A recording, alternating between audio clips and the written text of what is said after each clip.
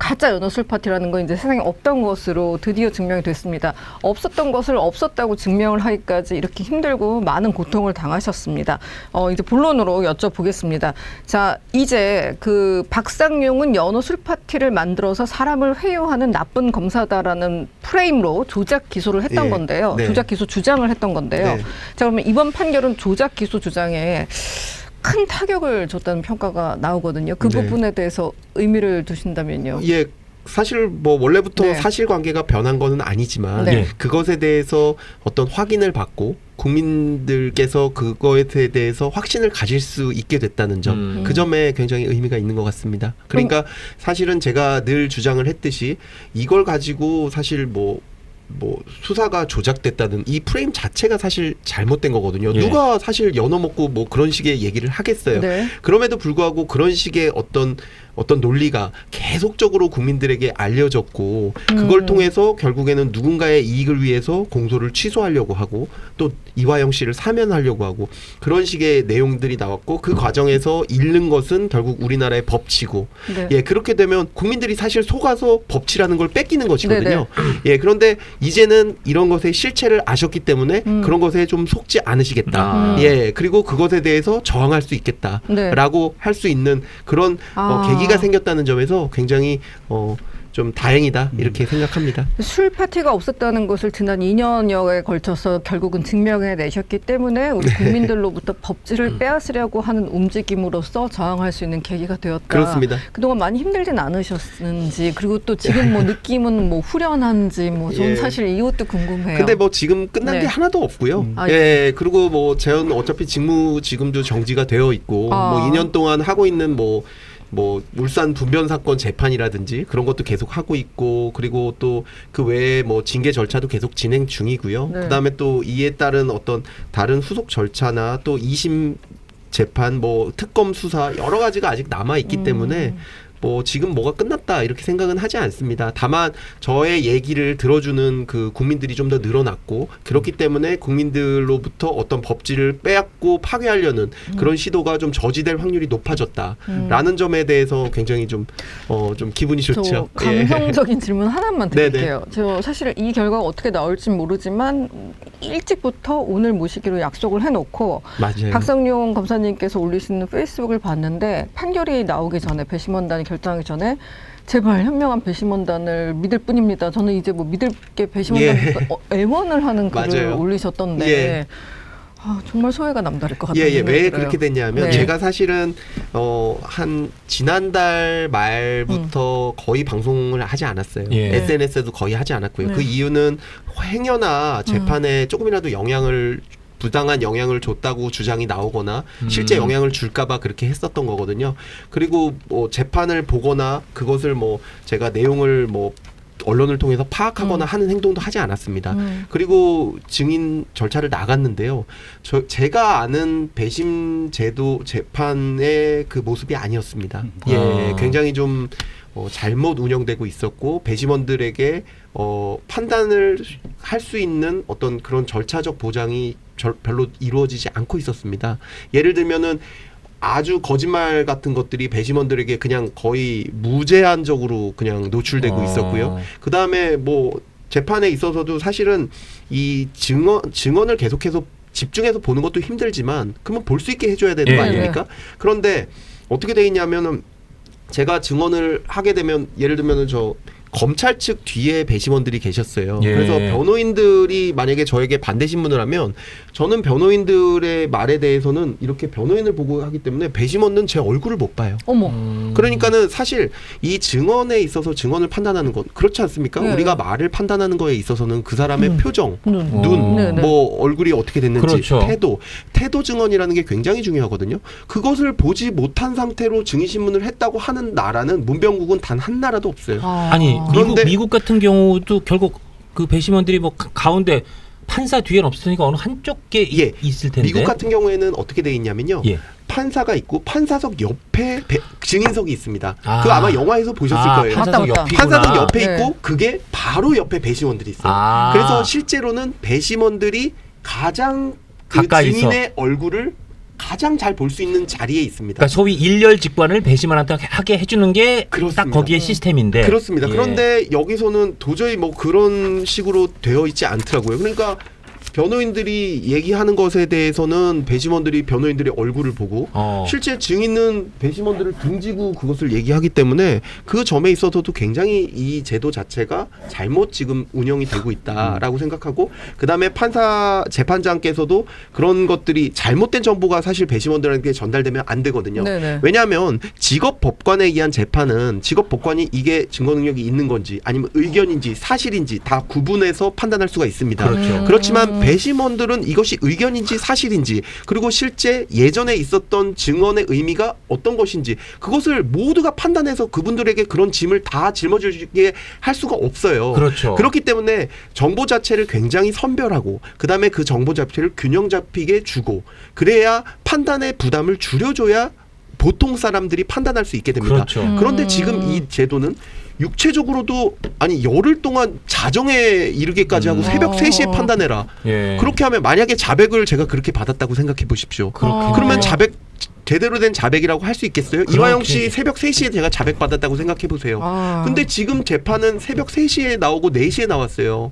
그러네. 그런 것도 잘못돼 있고 그러니까 애초에 이것을 국민참여재판을 해서는 안 되는 사건이었습니다. 아니면 한 달 정도 하든지요.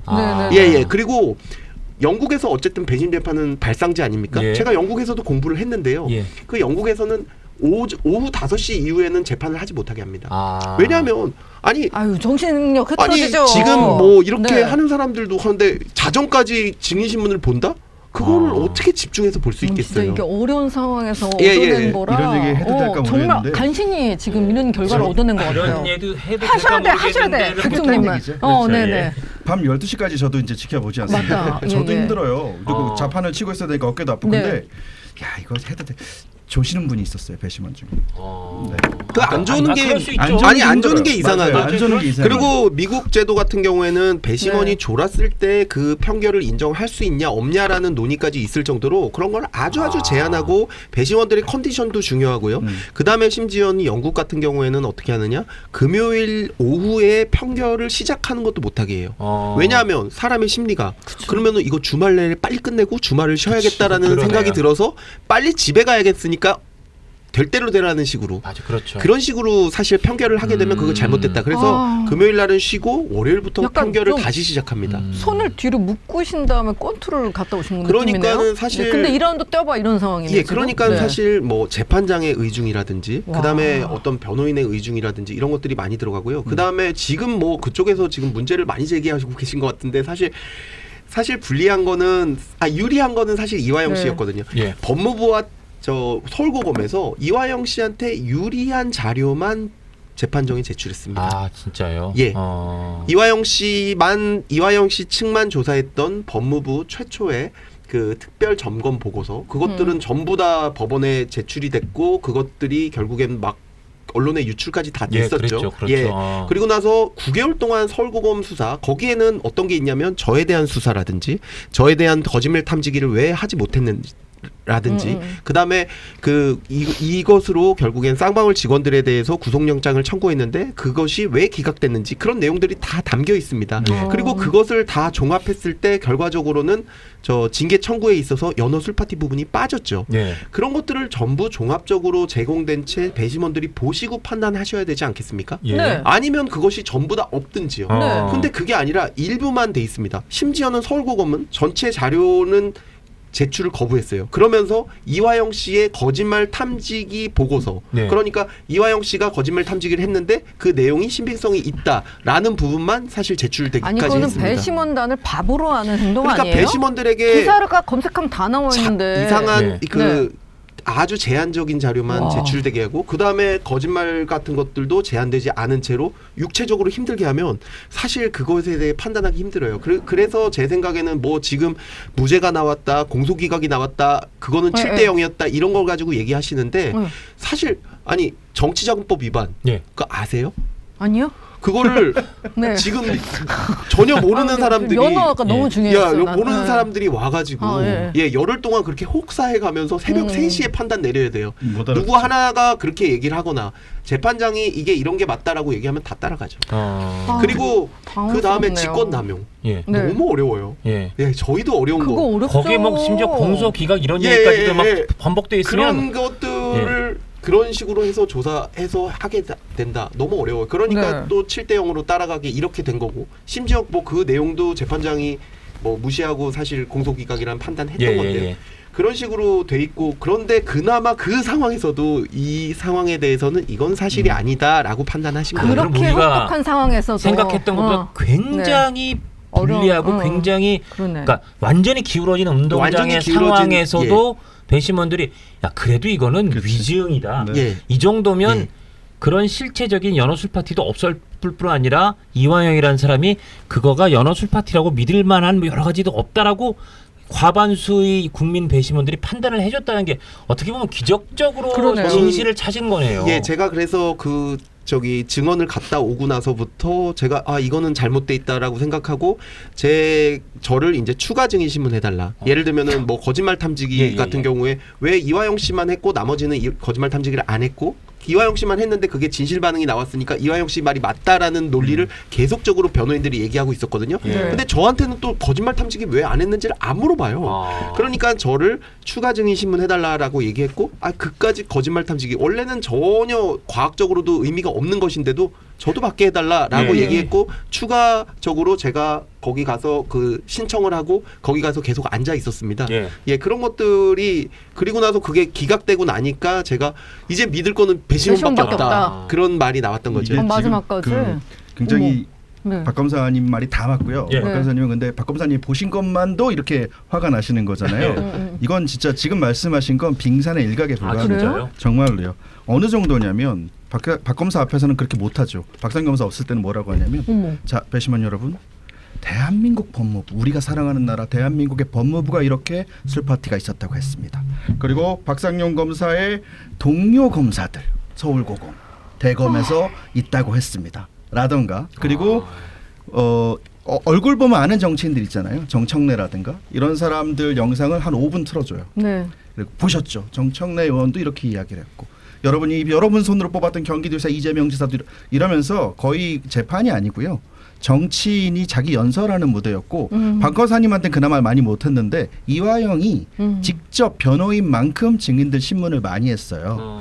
그래서 증인들 얼마나 현혹시키는 질문을 많이 하냐면 보세요. 저는 이제 핵심 증인은 박상용 검사, 너무하네. 방용철 부회장, 설주환 변호사, 김성태 회장이라고 생각하는데 예. 이 네 분 말고는 예. 다 낚여요.